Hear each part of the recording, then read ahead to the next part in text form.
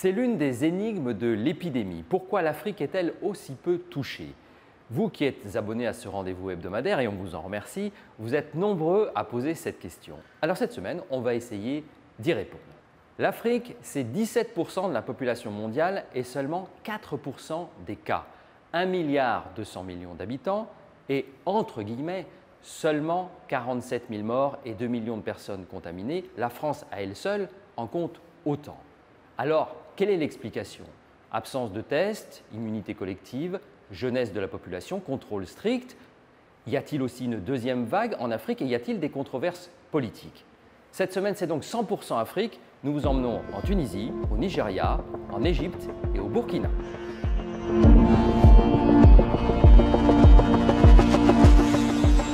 Nous voici d'abord dans les rues de Tunis. La Tunisie et ses 12 millions d'habitants a bien résisté à la première vague, notamment grâce à des mesures très strictes. Mais cette fois-ci, c'est différent avec la deuxième vague, après un été où le pays s'est ouvert aux touristes. Aujourd'hui, la Tunisie compte 1200 cas par jour et ça se dégrade. Ici, on vit une situation paradoxale. Pourquoi? Parce que les rues que vous voyez derrière moi au printemps étaient absolument désertes. On avait un confinement total alors que chaque jour, il y avait quelques dizaines de cas de Covid supplémentaires seulement. Aujourd'hui, la courbe est très alertante. On est dans une situation absolument critique. Les hôpitaux sont dépassés. Pourtant, vous le voyez, la vie suit à peu près son cours. Alors, quel est le problème? Le problème, c'est que les caisses de l'État sont vides. L'État souhaiterait, d'un point de vue sanitaire, pouvoir décréter un nouveau confinement, sauf que c'est absolument intenable d'un point de vue économique. Je vous donne un exemple, il s'était engagé à verser des indemnités au printemps dernier en 2 tranches. Aujourd'hui, les plus démunis, ceux qui y avaient droit, attendent toujours sur ces indemnités. La plupart des Tunisiens vivent au jour le jour, c'est-à-dire que s'ils ne travaillent pas, ils n'ont pas d'argent, les indemnités n'existent pas. Voilà pourquoi, alors qu'il le faudrait, un confinement total est tout simplement inenvisageable. 4000 km plus au sud, le Burkina Faso, l'un des pays les plus pauvres d'Afrique, appelé aux urnes ce 22 novembre. Le pays compte 19 millions d'habitants et peu de cas, moins de 70 morts. Le Burkina Faso est confronté à un autre problème majeur, le terrorisme, mais ça ne l'empêche pas d'être vigilant face à l'épidémie. Nous voici à Kaya, petite ville à une centaine de kilomètres au nord de Ouagadougou, la capitale. Alors le Covid-19 au Burkina Faso, c'est évidemment important parce que dès qu'on arrive à l'aéroport, on vous demande votre test PCR et on vous demande de mettre un masque obligatoire. Ensuite, dans les rues de Ouagadougou, le Covid-19 est beaucoup moins présent. Le masque, même s'il est obligatoire, ne se porte pas parce que c'est difficile, il fait chaud.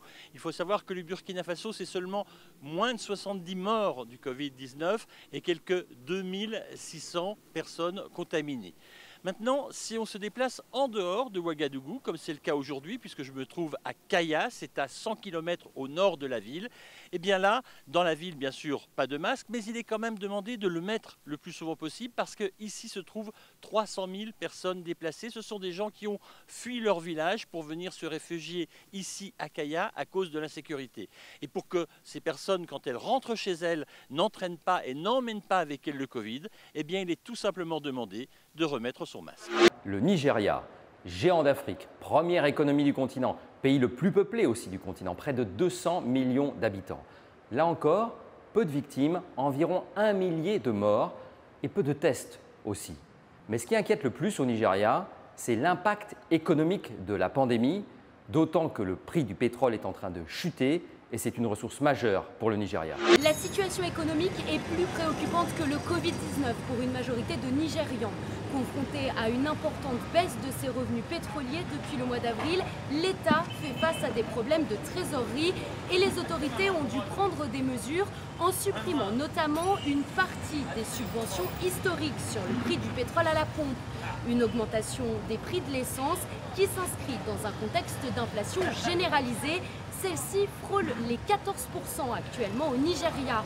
Or, selon les économistes de la Banque mondiale, près de 80% des Nigérians ont enregistré une baisse de leurs revenus depuis le début de la crise sanitaire, alors que le chômage atteint des sommets chez les jeunes qui composent la moitié des habitants du pays le plus peuplé d'Afrique.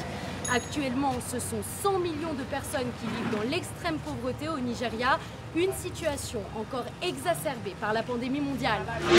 Terminons ce tour d'horizon avec l'Égypte, au nord-est du continent. 100 millions d'habitants, 6500 morts, mais là encore, peu de tests et difficile d'avoir des chiffres fiables avec ce régime très autoritaire.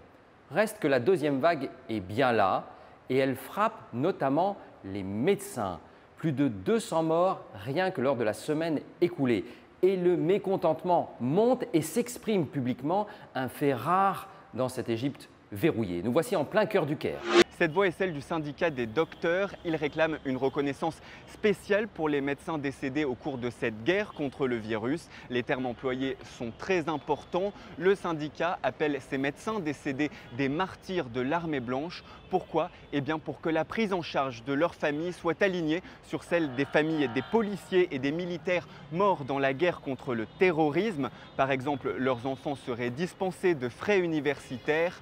Les revendications du syndicat des médecins trouvent un certain écho dans l'opinion.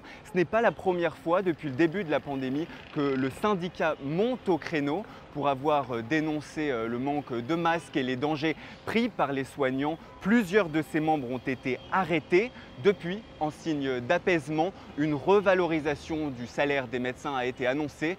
Pas sûr que cela suffise à calmer leur colère. Ici, nous n'en sommes qu'au début de cette deuxième vague. Elle menace d'être plus meurtrière que la première. Vous l'avez compris, c'est essentiellement dans le nord du continent que l'épidémie semble redémarrer. Et dans de nombreux pays africains, il est difficile d'avoir des chiffres fiables. Allez, à la semaine prochaine et d'ici là, sortez couverts.